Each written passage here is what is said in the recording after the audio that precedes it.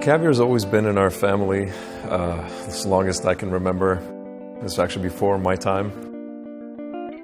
I remember when I was a kid at the breakfast table, we had literally 6 different tins of caviar.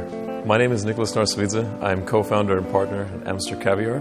My family founded a caviar business back in Georgia over 35 years ago.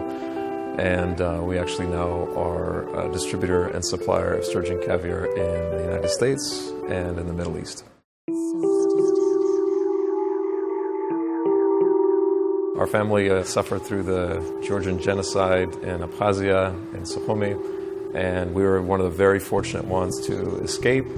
And of all places that we escaped to was actually the United States. And during that time, it was around 1995 when we got there, the poaching and overfishing of sturgeon became so immense that in 98, globally, there was a referendum to make sure that all caviar and all sturgeon species were protected so that all caviar had to be farmed.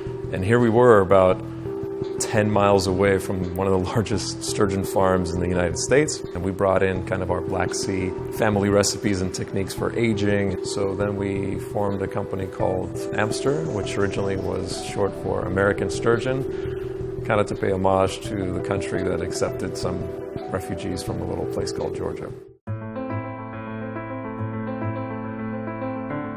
The best tasting caviar comes from sturgeon raised in their native habitat. On the west coast of North America, there's actually one that's predominant. It's called Accipenser transmontanus, also known as the white sturgeon.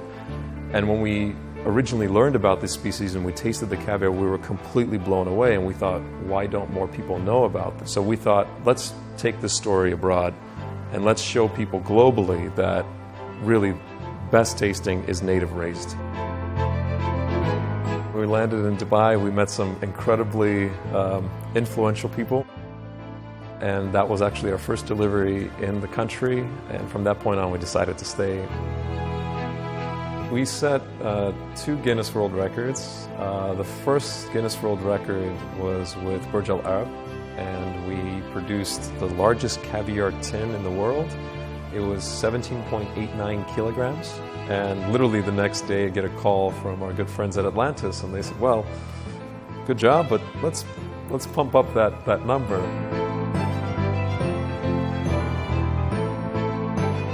So the following year we set with them 50 kilos tin, about 75 centimeter diameter, massive thing. It was the second Guinness World Record.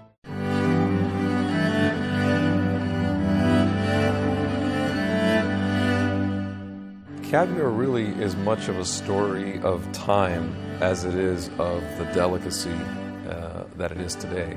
Because if you think about it, it takes an average sturgeon fish anywhere between 8 to 12, upwards of 16 to 20 years to mature just to make her roe. So with that amount of time, you can't really put a simple value on it. You have to look at the time element.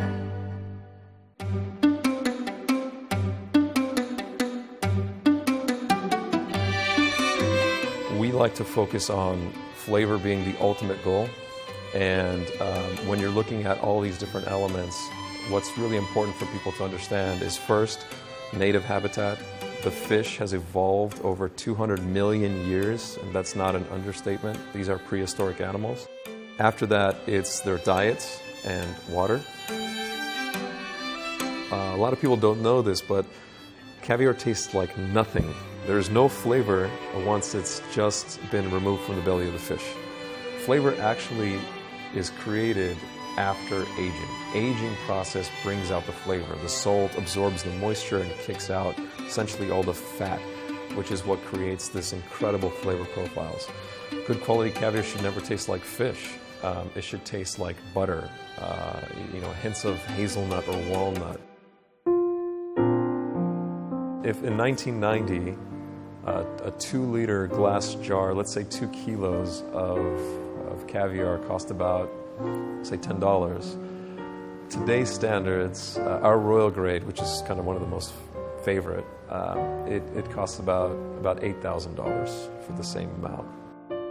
From the moment that the fish is spawned, so when it's hatched, all the way through to delivery of a tin of caviar to your table, it could take upwards of 12 years, 16 years, or 25 years. So usually a sturgeon, she'll produce on average between 8 to 12, upwards of 18% of her body weight, depends on the species, of roe.